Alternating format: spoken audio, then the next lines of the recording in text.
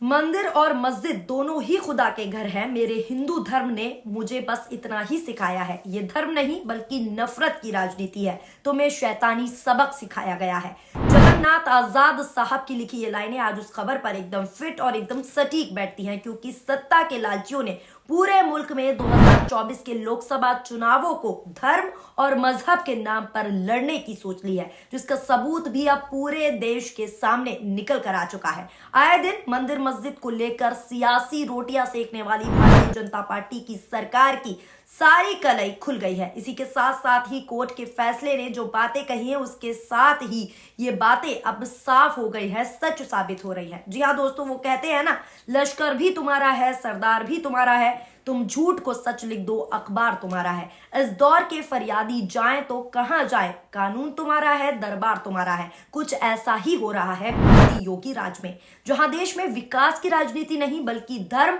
और मजहब के नाम पर सियासी रोटियां खुलकर सेकी जा रही हैं। ये बात हम नहीं, बड़े बड़े सियासी दिग्गज भी अब इस बात को मानने लगे हैं। दरअसल दोस्तों, काशी के ज्ञानव्यापी को लेकर कोर्ट ने फैसला सुनाया, जिसमें मंदिर होने की बात कही गई है। लेकिन अभी इसमें और कितनी सच्चाई है, इस बारे में आप पूरी जानकारी जानेंगे तो हैरान हो जाएंगे। क्या है पूरी सच्चाई, बताते हैं आपको पूरा मामला, पूरी जानकारी सिलसिलेवार तरीके से।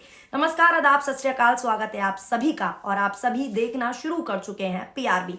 दरअसल दोस्तों, आपको बता दें, ज्ञानव्यापी मस्जिद के परिसर की एएसआई सर्वे की रिपोर्ट को लेकर हिंदू पक्ष के वकील विष्णु शंकर जैन ने कई दावे किए हैं। गुरुवार को उन्होंने एएसआई की सर्वे रिपोर्ट सार्वजनिक की और कहा कि रिपोर्ट में सामने आया है कि ज्ञानव्यापी में पहले हिंदू मंदिर था। उन्होंने कहा कि जिला जज के नकल विभाग कार्यालय ने उन्हें ज्ञानव्यापी मस्जिद की एएसआई सर्वे रिपोर्ट सौंप दी है। इस रिपोर्ट के कुल पन्नों की संख्या 839 बताई जा रही है। इस रिपोर्ट को लेकर गुरुवार को विष्णु शंकर ने प्रेस कॉन्फ्रेंस की। दरअसल आपको बता दें, कोर्ट के आदेश के बाद ज्ञानव्यापी परिसर का एएसआई सर्वे रिपोर्ट किया गया था। 18 दिसंबर को एएसआई ने जिला जज की अदालत में अपनी रिपोर्ट सौंप दी थी। इसी के साथ साथ बता दें, इसके बाद हिंदू पक्ष ने मांग की थी कि सर्वे रिपोर्ट की कॉपी दोनों पक्षों को सौंप दी जाए। इस पर बुधवार 24 जनवरी 2024 को जिला कोर्ट ने सभी पक्षों को सर्वे रिपोर्ट सौंपने के आदेश भी दिए थे।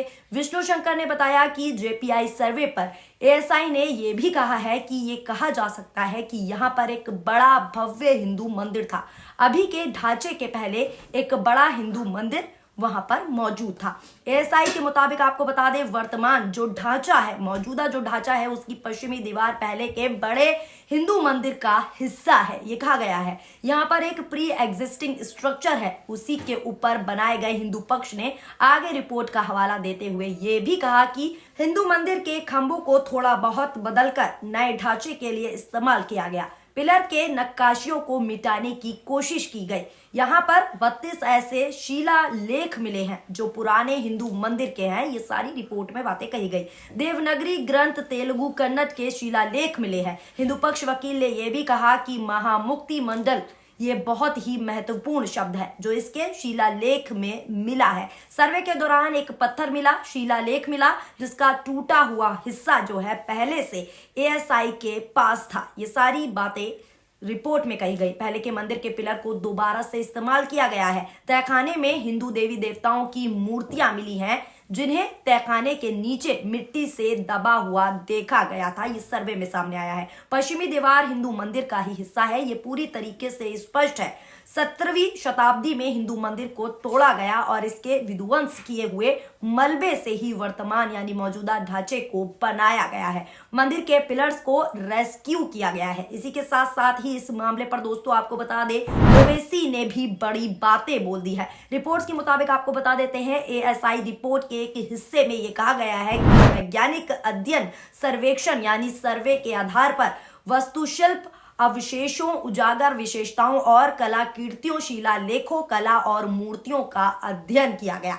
ये कहा जा सकता है साफ तौर पर कि मौजूदा संचारण जो संरचना है मौजूदा, उसके निर्माण से पहले वहां एक हिंदू मंदिर मौजूद था। इस पर प्रतिक्रियाएं देते हुए उन्होंने कहा कि ये रिपोर्ट पेशेवर आर्कोलॉजिस्ट या फिर इतिहासकारों के किसी भी समूह के सामने अकादमिक जांच जो है टिकी नहीं पाएगी, जो जांच है वो टिक नहीं पाएगी। ये सारी बातें ओवैसी ने कही और कहा रिपोर्ट अनुमान पर आधारित है और वैज्ञानिक अध्ययन का मजाक उड़ाती है। जैसे कि एक महान विद्वान ने एक बार कहा था, एएसआई हिंदुत्व की गुलाम है। हालांकि सोशल मीडिया पर भी इस मामले पर कई लोगों की प्रतिक्रियाएं देखने को मिली है और लोग काफी सारी बातें भी कह रहे हैं। एक यूजर ने लिखा है कि सर अब यहाँ शिक्षा, रोजगार, सुरक्षा की कोई बात नहीं होगी, सिर्फ मंदिर मस्जिद की होगी। और ऐसा सोशल मीडिया पर इसलिए भी कहा जा रहा है क्योंकि चुनाव आने वाले हैं। 2024 के चुनाव, लोगों को मंदिर मस्जिद के नाम पर उलझाया जा रहा है ताकि जो मेन मुद्दा है, जो जमीनी मुद्दा है, उससे लोग भटक जाएं और मंदिर मस्जिद में उलझ जाएं। एक और अन्य यूजर ने प्रतिक्रिया देते हुए लिखा है कि बीजेपी की औकात ही इतनी है कि किसी गुलाम एजेंसी की किसी रिपोर्ट की फाइंडिंग को प्रचित करे और असल मुद्दों से अपनी प्रजा का ध्यान भटकाए। राम मंदिर से कुछ खास यानी कोई खास चुनावी फायदा नहीं दिख रहा होगा, इसीलिए ज्ञानव्यापी को गरमाया जा रहा है। हालांकि इससे भी कुछ फर्क नहीं पड़ेगा ऐसा लगता है। यानी आप लोग समझ लीजिए, लोग अब सोशल मीडिया पर यह भी कह रहे हैं कि सरकार कितना ही मंदिर मस्जिद के नाम पर उलझाने की, भटकाने की कोशिश करे, लेकिन अब जनता सच्चाई जान चुकी है कि किस तरह की राजनीति मंदिर मस्जिद के नाम पर भारतीय जनता पार्टी जनता के साथ खेल रही है। एक और यूजर ने शायराना अंदाज में लिखा है कि लश्कर भी तुम्हारा है, सरदार तुम्हारा है, तुम झूठ को सच लिख दो, अखबार तुम्हारा है। इस दौर के फरियादी जाएं तो कहां जाएं, कानून तुम्हारा है, दरबार तुम्हारा है। यानी सीधे तौर पर कहा जा रहा है कि ये रिपोर्ट आपकी बनाई हुई, ये सर्वे आपके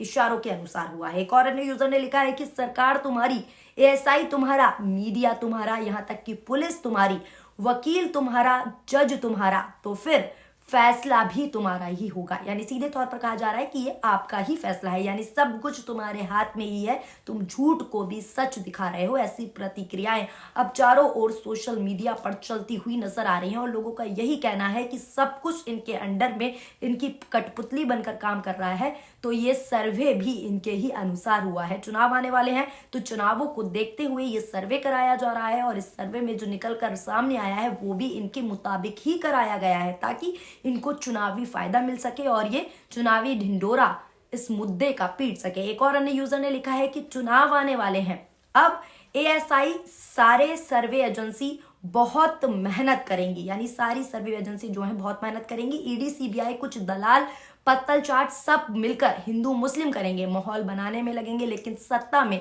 फिर भी नहीं आने वाले हैं। यानी लोग कह रहे हैं कि अब लोग जो है सच्चाई जान गए, ये सत्ता में नहीं आएंगे। एक और अन्य यूजर ने लिखा है कि गंगा जमुना तहजीब तो बाबरी मस्जिद के साथ खत्म हो गई थी, अब कोई तहजीब, कोई अदब, कुछ नहीं, जो हमारा है वो हमारा ही रहेगा। इसी के साथ साथ इस ट्वीट में लिखा है कि वर्शिप एक्ट 1991 के तहत ये सारी की सारी बेशर्मियां बंद होनी चाहिए। सत्ता का दुरुपयोग अब बहुत हुआ, यानी लोग अब सीधे तौर पर कह रहे हैं कि सत्ता में बैठी सरकार अपनी सत्ता का दुरुपयोग जो है सीधे तौर पर कर रही है और सीधे तौर पर तानाशाही दिखाने पर उतार हुए, इसीलिए आए दिन मस्जिद मंदिर के नाम पर उलझा रही है। एक और अन्य यूजर ने लिखा है कि सर्वे करने वाले भी आरएसएस के, मीडिया भी आरएसएस की, जज भी आरएसएस के, सरकार भी आरएसएस के, एडवोकेट भी आरएसएस के, मीडिया कर्मी भी आरएसएस के, मीडिया के मालिक जो हैं वो भी आरएसएस के और पुलिस प्रशासन भी, यहाँ तक कि आरएसएस की, एसपी भी आरएसएस के और डीएम भी आरएसएस के। इनसे उम्मीद इंसाफ की नहीं की जा सकती। सीधे तौर पर कहा जा रहा है कि सब लोग इनके हैं, तो कहीं ना कहीं जो सर्वे रिपोर्ट आ रही है, जो दिखाई जा रही है जनता को, वो सब इनके मुताबिक ही दिखाई जा रही है क्योंकि सब लोग इनकी कठपुतली हैं। इसी के साथ साथ आपको बता दें, अब सारा सच आप सभी के सामने है, कैसे मंदिर मस्जिद के नाम पर, मंदिर और मस्जिद दोनों के नाम पर माहौल बनाया जा रहा है, उलझाया जा रहा है। इस वीडियो को देखकर आप भी समझ गए होंगे। फिलहाल दोस्तों, आपकी इस खबर को लेकर क्या राय है, नीचे कमेंट बॉक्स में कमेंट करके जरूर बताएं। वीडियो पसंद आई हो तो हमारी वीडियो को लाइक करें और हमारे चैनल यानी कि PRB को ज्यादा से ज्यादा सब्सक्राइब करें। शुक्रिया, धन्यवाद, नमस्कार, जय हिंद, जय भारत।